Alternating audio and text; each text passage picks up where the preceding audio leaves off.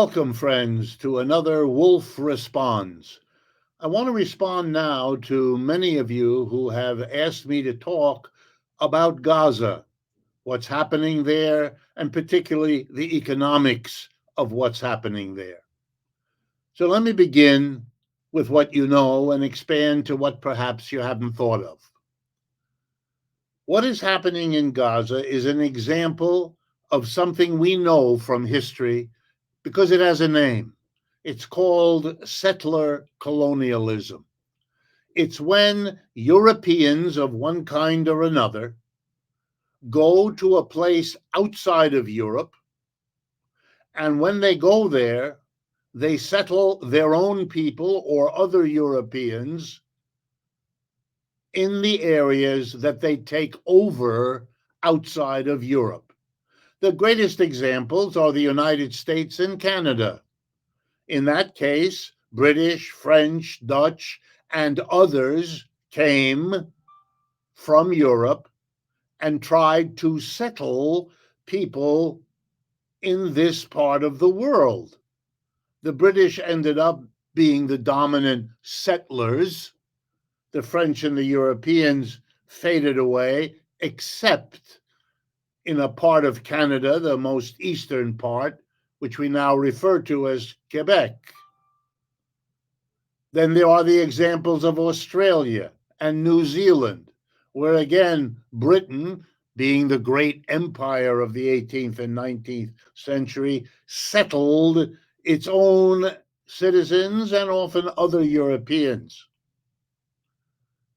All settler colonialisms looked upon the lands they arrived at as being, and they used these words, empty, even though they knew very well there were people living there. And they settled their people, and they pushed the people living there out of where the settlers wanted to be. Another example is Kenya in East Africa, where the British once again settled their own people in one part, the highlands of Kenya, to grow coffee, and they pushed the African people to the margins of that part of the country, close enough to work on the plantations, but separated from the settler communities. Gaza is a place where a settler colonialism is underway. Britain created the state of Israel, locating it there. It's a little different from others because it's in the Middle East, and it was a settler colonialism, particularly for Jewish people running from their persecution. But remember, many of those who came to North America were likewise religious people running from persecution in their time and in their country. And what happened in other settler colonialisms is what is happening now. The settler community wanted the best land. They wanted to develop. They wanted more of their people to come and settle with them. They wanted to expand.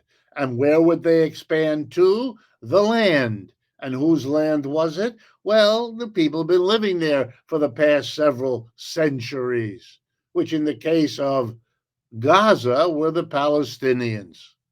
So the Israelis were settlers on the land of the Palestinians, just like the British were settlers on the land of the American indigenous people, who were wrongly called Indians because the British didn't know east from west and where was what. But they could tell who they were. Everywhere there was resistance by the local people against the settlers who were taking their land. There was resistance in Australia and New Zealand and Kenya and Canada and the United States, and there's resistance by the Palestinians against the Israelis, who they view as a colonial outpost of Britain and or Europe. Those protests have been violently suppressed. And again, in Australia, in New Zealand, in the United States, in Canada, and in Kenya. And there are others. South Africa is another example. And that is bitter. And that is murderous, that repression of the protesting indigenous people. I'm not excusing anything. We have developed in modern culture the notion of a war crime. You do not attack civilians. If you do, that's a war crime. It's separate from whether the cause you are fighting is a justified one or not. Killing civilians, whichever side you're on, is a war crime. On October of last year, Hamas committed war crimes. Ever since, Israel is committing war crimes because they target and obliterate civilians. That's an important distinction. Protest against settler colonialism is universal, is not unique at all. And the only way to avoid it, having learned the bitter lessons of what it has meant in the past, would be to say you cannot try again to repress in the way that the British did in North America and in Australia and in New Zealand. Because in those countries, they literally ethnically cleansed the country. They killed all the people, and those that they didn't, they herded into reserved areas where they live impoverished lives to this day. Nor should anyone be afraid of saying what has to be said. What was done to the indigenous Americans was a genocide. What was done to the indigenous Maori and Aboriginal people in Australia was a genocide. What was done to large numbers of Kenyan Africans was a genocide, and what is being done by Israel in that part of the world, in Gaza, is also what we would call a genocide. The fact that they don't like to be blamed for that is really not relevant. Nor should anyone be much taken by the escalation that Israel has practiced now by invading Lebanon, or even by the hostilities between Hezbollah and Israel in the north, or even the noise about Iran, because the central issue is settler colonialism in Gaza. What is going to happen here is a stark reality for Israel to contemplate. You can't move the Palestinians. You couldn't move the indigenous Americans or New Zealand or Aboriginals in Australia, etc. So you ended up killing them. Israel has tried to control, to subordinate, and to violently repress the Palestinians who resist settler colonialism.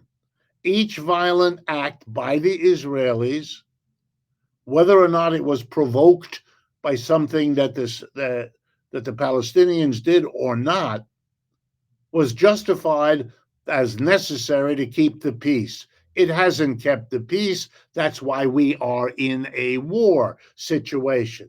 This one won't keep the peace either, no matter what they tell you. Unless, of course, the Israelis kill all the Palestinians in Gaza, replicating what the British did in North America, Australia, and so on. But that's not possible in today's world because of the outrage of the rest of the world, and that the rest of the world now has the physical means, the wealth, the military to make the isolation of Israel with or without the United States impossible to sustain. That's why the Israelis are, in a fundamental sense, in a dead end. What are they going to do? The enmity they have now created among the Palestinians means that the coexistence of these two people in one political unit is hard to imagine. Was difficult before, it's much harder now. And if they were, there would have to be no apartheid, no Israelis here and Palestinians below. As if getting rid of it, ready for this, the Israelis have not allowed Palestinians, hundreds of thousands of them, who used to come into Israel to do work, menial, low-paid work. They've not allowed them to come back. It's important economically to understand that's clear indications from Israel that they will replace, when peace comes, in their view, all the Palestinians who don't work for them anymore by bringing in laborers from the Far East, from the Philippines.